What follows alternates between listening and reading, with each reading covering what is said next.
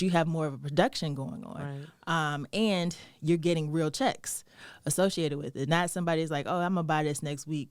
Oh, they're worried about like if they're gonna buy it, you're already gonna get paid for it. So that's what really makes a difference. And if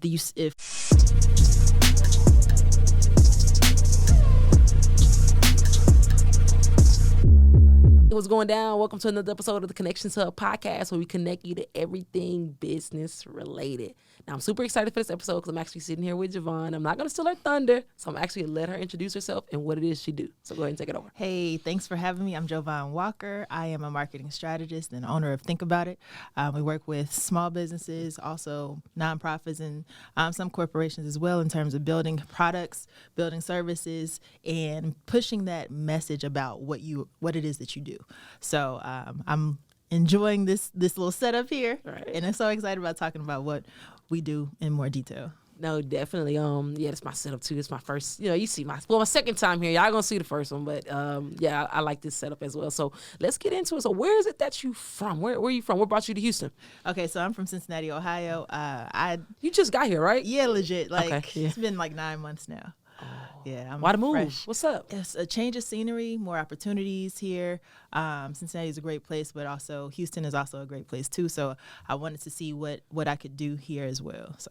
No, that's what's up. So over the last 9 months, have you ever moved from Cincinnati before, or this is your first big move? This is my second move. Oh, okay. So I moved from Cincinnati when I was like an adolescent too. So I've had the experience of moving, but that time, I was under the care of my parents. This time I'm under the care of myself. So it's a little different. Way different. Pay bills. Right.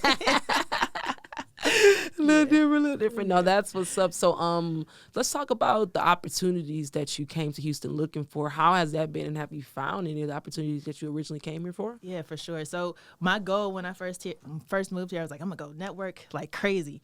And so as a result of networking, I've been able to, meet new people, build some clientele, as well as, start collaborating with other inspiring entrepreneurs as well. So that's been pretty good. No, facts. We got an event coming up. Let's shameless plug. Let's plug them early. Marketing in Recession. Actually, we're going to be doing an event locally right here in Houston. Going over marketing in a recession. I seen a popular influencer today. He said we're officially in a recession. I believe what he's talking about. So, hey, we're in a recession officially, but marketing in a recession. You guys can go to either the links in our bio and check out more about that event. So JoVonne is a master in what it is that she's doing when it's taking your product from just that product stage, like she said, and actually taking it to market and knowing exactly where you're going to go with it. Got a background in marketing, so she's able to essentially help you from start to finish. But I want to really touch on, before even all of that happens, when it comes to the idea as an entrepreneur. I meet entrepreneurs all the time and business owners where they have this idea, but they don't know how to make that idea transform into something in real life. So where do they go from there? How have you worked with anyone like this? From anybody in terms of idea, yeah. I get meetings with people often, even before I really started delving into the product space too, was people are like, yeah, I want to do this, but where do I start, right? So sometimes people will see, some of the people that I've met with, they will see other people doing something.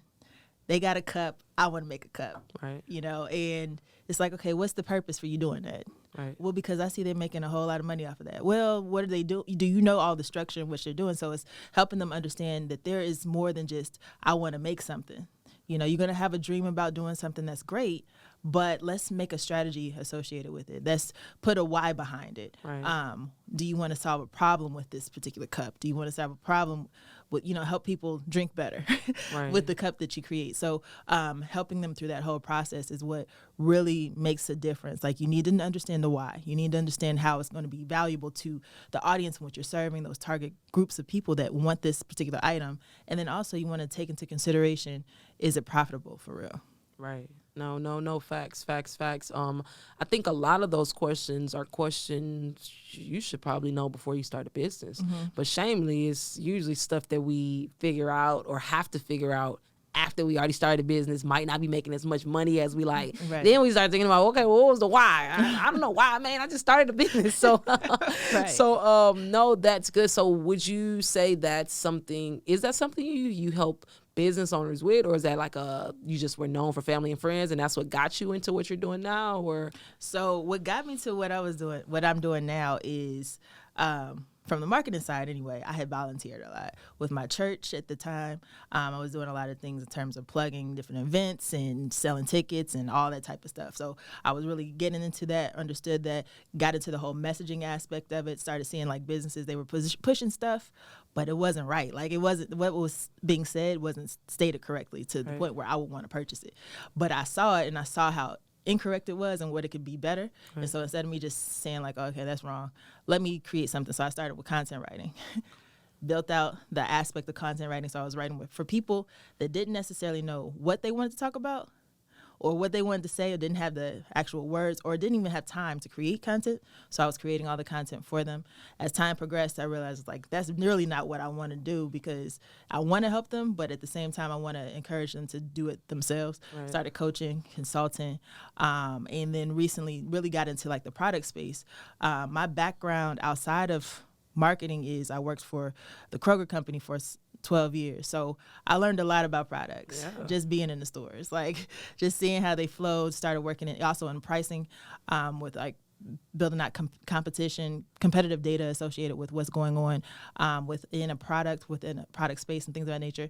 Started partnering up with others that are also like Kroger alum, if you will, to the whole Kroger. We got the whole Kroger ring, right? Like, hey, yeah. So just learning more about what everyone is doing and how we can make something better.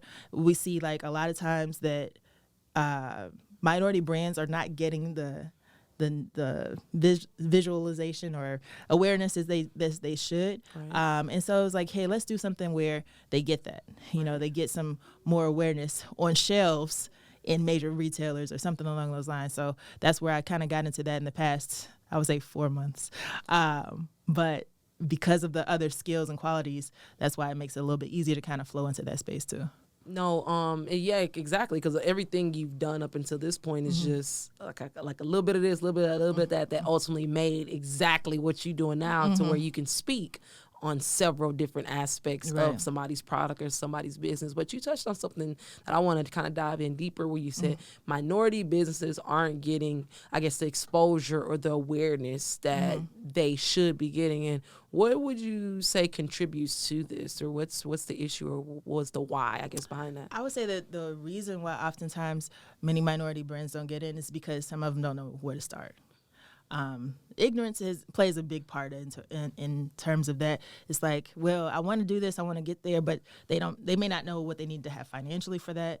Right. They may not know who the proper channels are to talk to and all that type of stuff, how to network in those types of spaces. Right. So it hinders their growth, if you will. Right. And sometimes they also end up thinking small, like they want to do something big, but their actions lead to small work. What you mean by that? Hold up. What you mean by that?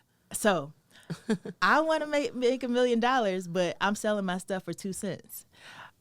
And I only have 2 clients. So what am I going to do? How am I going to make it bigger? So oftentimes we have to push them to understand, like, it's a whole mindset associated with it. Whatever you're going to do, you have to accomplish, but you got to get out there and hustle. Right. If you are going to still sell it for 2 cents, you need about a whole lot of people to continue to push that so you can make it to $1 million. Right. Or we need to structure it a little bit better from the pricing perspective. That's why I always talk about pricing, right? Mm-hmm. So it's like, it's important to move your product in a way that's going to get you to a place of scalability. And that scalability is the mindset associated with how you're going to price it. That is talking to the proper people in terms of networking, moving around. If you go to these events for retail space, entrance and all that stuff, you need to know who to talk to. Right. Also, you need to know what certifications you need to have, because oftentimes minority brands don't know that.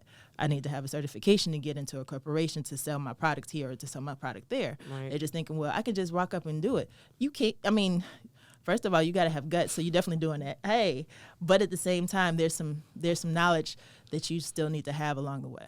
No, and it's so true, because it's funny you speak on certifications. That was one thing. I never was like, oh, I'm just going to do it. I'm just going to walk up to the person and say it. But just being in business even longer, I'm going on my 5th year business. Well, this is my 5th year. We're going on a 6-year business. And that's one of the things that I'm realizing, like these different type of certifications or different type of things like that will get you in the room. And it's not as hard to get as we might think. Because I think a lot of times what stopped me was not necessarily thinking it's hard. But I guess, I thought I thought it was hard. But I guess, it was, Josh. Just say it. It's so hard for me to say I thought it was hard because I guess I'm so but it's like, just call a thing for a thing. I thought it was hard. So I just never was like, whatever. I'm going to figure that out. I got it. But now as a business owner, even talking about it earlier, I'm like, I look at the list. I'm like, this is all the stuff I already got. You just got to pull, the paperwork. But it's most of the time what they're asking for is stuff we already have. Yeah. We just got to know where to pull it from and how to get it. But it's probably stuff you already doing or already have because it's just normal business paperwork that you should have anyway. So that's so true. So what steps would you give someone that's trying to maybe go from they already have a product, but they don't really know how to scale it or they don't know where to go next with it? They're kind of just in the every mundane process. So for sure, it depends on the industry, of course. But the biggest thing that I would say is want to make sure that you have some certification. Every city, every state has some organization that will help you with that. Facts. There's this was the HBDC. We got a lot here. It's a bunch of. It's a lot. It's so many like small business places. Even if you got a SCORE mentor. Because SCORE, shout out to SCORE, they're everywhere. Major. They're everywhere. Nonprofit organizations, free mentorship that you can use for your entrepreneurship journey. So if you found a SCORE mentor, that person can help you, direct you to whatever location in the city that you're in that can help you with your certification. For the most part, if you're a woman-owned business, you can find a lot of stuff on what's called WeBank. So the Women's Business Enterprise National Certification Program or what have you. So it's WBENC, B as in boy, .org. You can find information on how to register for your certification there. There's Google it. At the end of the day, just Google it. It's there. Just say certifications for minority-owned businesses, and you'll find a bunch of stuff in terms of what you need. Another aspect is reach out to someone who is doing a product, right? Find somebody that's actually been in their product for a while, been selling it for a while. See if they would be able to mentor you or provide some level of insight associated with that. That's a big deal too. Oftentimes there are people that are just willing to lend a helping hand because they realize what it took to get to where they are and how they can help you too. So that's another piece. Another thing is continue to work on your mindset. That's major. I think I should have said that before everything else. Honestly, continue to work on your mindset because you're going to get no's a lot of times, then you get yeses. The people are not going to like your product. I mean, if you watch Shark Tank, you'll see that, and then we have like state-of-the-art products sometimes, and it's just like a nope, or we want to buy out your whole business and give you like 10%. Like, what? I worked hard for this. But no, just you have to continue to work on your mindset so you can stay where you need to stay and continue to move forward towards that scalability aspect. Outside of mentorship, there are programs that help. Even some retailers will help that provide. Like I was on a call the other day with Target, and they're doing a lot of things with small businesses. They have accelerator programs. I put that in the email recently. Yeah. Target got something going on. They do have an accelerator program, and I like how you said that all. Like kind of gradually. Oh, yeah, I was on the phone with Target. Like what? No, it wasn't even like that. Like I was on a whole conference call. It was a lot of other people. Yeah, he was on the phone with Target. Look, talking about what? Who product? Talking about what? Whose product? But no, that's good. And I had a question. How hard is it to get your product in the Targets, HEBs, Krogers of the world? Is that like a super tedious process, or does it depend on the industry? How does that work? It is a tedious process. Okay. It is.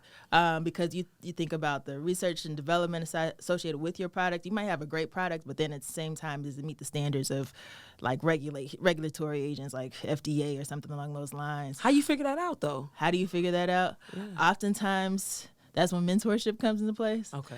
Oftentimes, that's when research comes into place because you can start seeing like what's going on with a certain, say, for instance, you have a serum that you want to use to put in your hair or whatever. You'll start seeing like what other people are doing. Right. So you kind of look at their labeling, like FDA approved. Oh, I might need to do that. Hey, what's going down? I had to stop things really, really quick and ask you one question. What are you doing to grow your business online? Now, I know you listen to this podcast and you're getting all this information, but what are you really doing to make sure your business is growing online? Now, if you don't know, I'm a content strategist by trade, so I'm gonna have to ask you, are you using digital marketing? If not, I would love to talk to you about your online brand presence. I run Allen Multimedia. We're a full-service digital marketing agency that works with community-driven businesses. We're able to help you strategize your customer journey, maximize your social media results, and create content that turns into community, and we turn that community into sales. Now, if you want to learn more about how we're able to do this, I want you to go to workwithja.com and book an appointment, and I'll talk to you soon. That too, like, you know, looking at competition and what they're already pushing out there kind of helps you. But then if you start researching the actual industry of what you're doing, you'll see that as well. Or if you get connected with a mentor or company that actually does that type of work in the supply chain field, then yes, when you will be able to understand a little bit more all the details associated with it, because you really don't know when you first start. Like, it's just like, I got a cup. Right. And I think they could buy it because it is what it is. So you really have to walk through some research, talking to different brands that actually do some of the things that you do, or have been in that space for a while.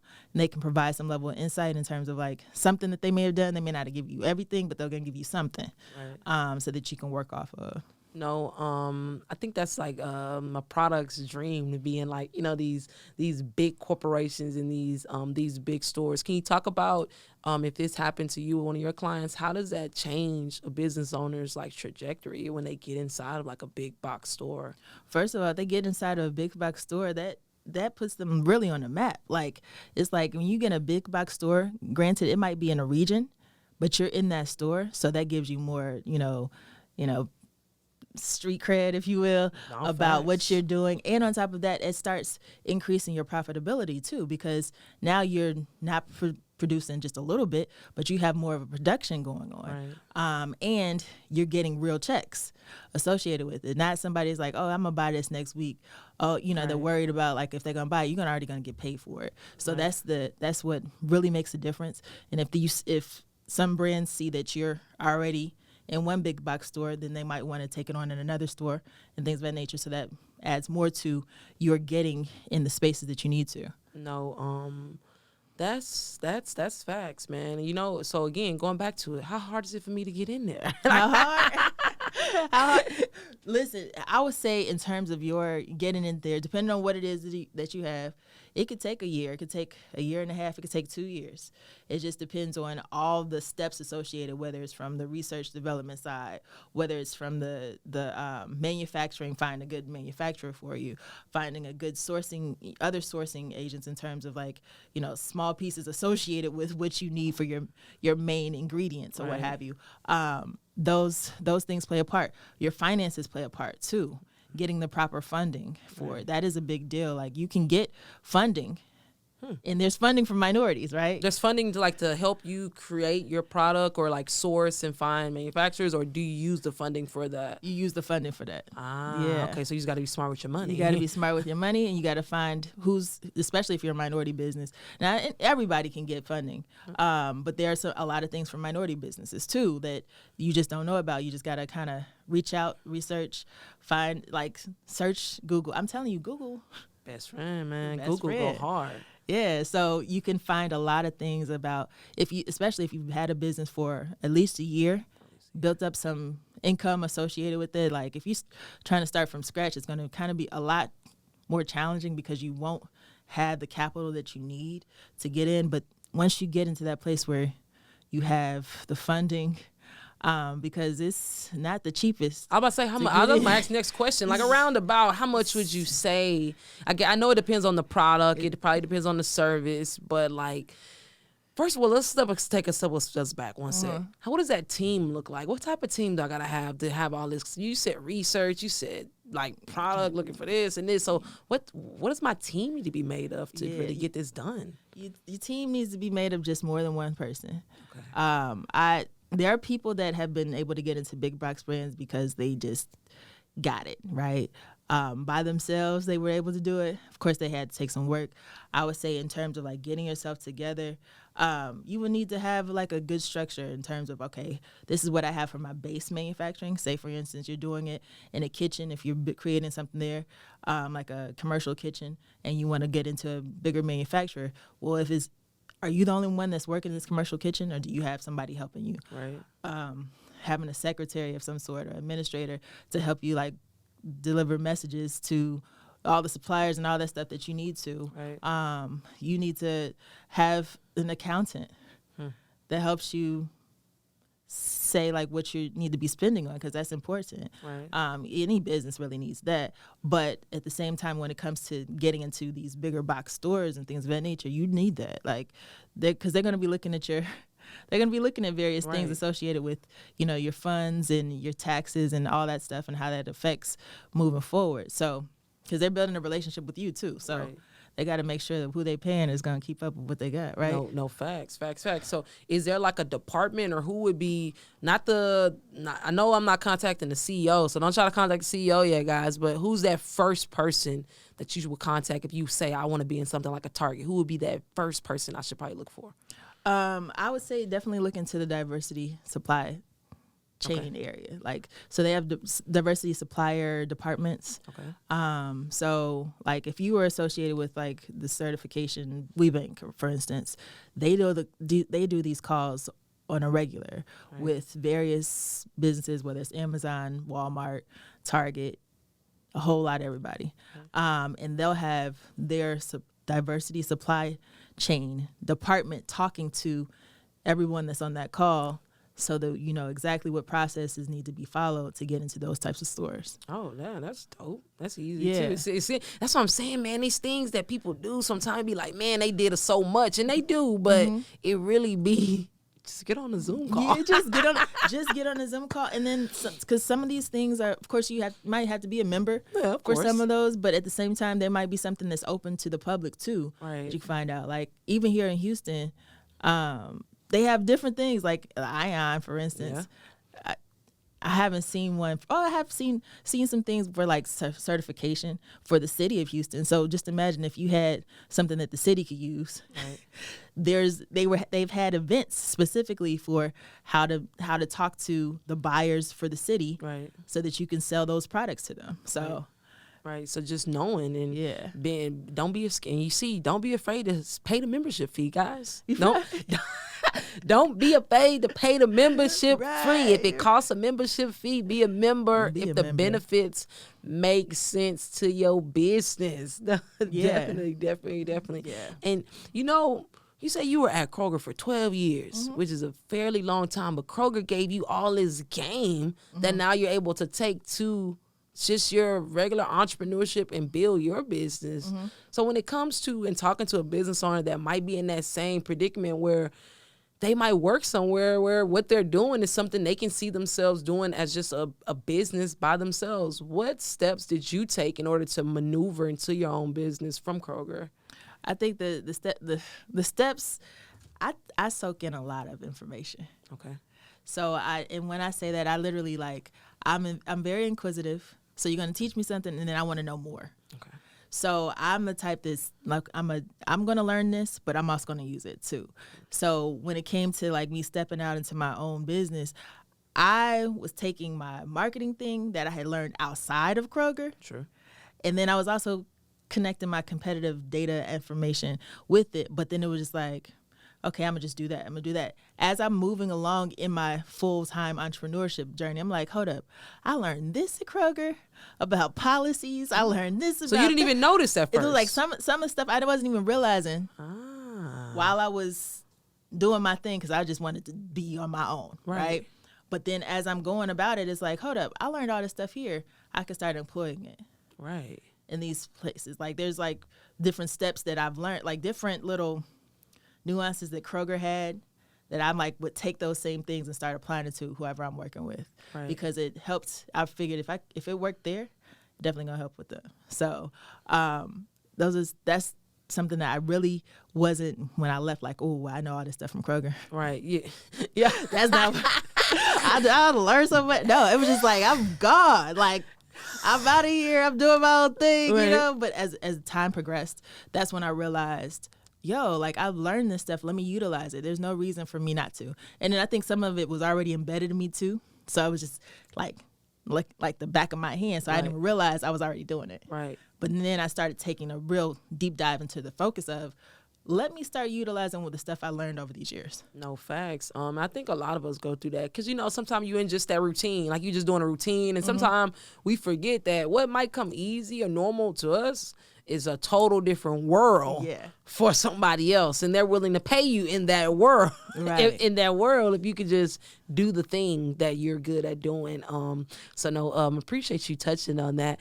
You know, from taking a product from just an idea to actual product to now we developing it, getting it into stores, doing this, doing that, that's a lot and that's a big task. So I gotta ask, when it comes to you and your business, when should I contact you? Am I contacting you at the idea stage, or are you more so, hey man, I need you to have your product and already been on the calls and talking to the first lit? Like where do you come in this to actually help facilitate everything? Yeah, for sure. So I've been partnering with a group of us. It's called Diversity Supply Chain Exchange. Okay. And so we've been working with entrepreneurs who are in the pioneering stage. Okay. As well as though they're already kind of has everything together in terms of the manufacturing. So when I say pioneering, that's like someone that has the idea, they literally have the idea in place, and they have some capital and they know that it's going to, it's going to move them along. It could take like a 52-week process to work with this, right? Where we talk through your product, we meet with you, we kind of have an a la carte type of schedule where, you pay as you go, to help you, but then we also have everything associated with what you need. So from seed to POS, nice, point of sale. So you could be the farmer. You could be someone creating a new hair product. You can be someone creating a new body butter that is supposed to be enriching, that gets rid of eczema and all that good stuff. Listen, we probably really need that. But those are the types of, things products you can that you can have, and we can work with you through that whole process. We can get you connected with some of the suppliers that we may work with, whether it is from the research and development side, chemists, things of that nature, lawyers to get your contracts together. Because you need that.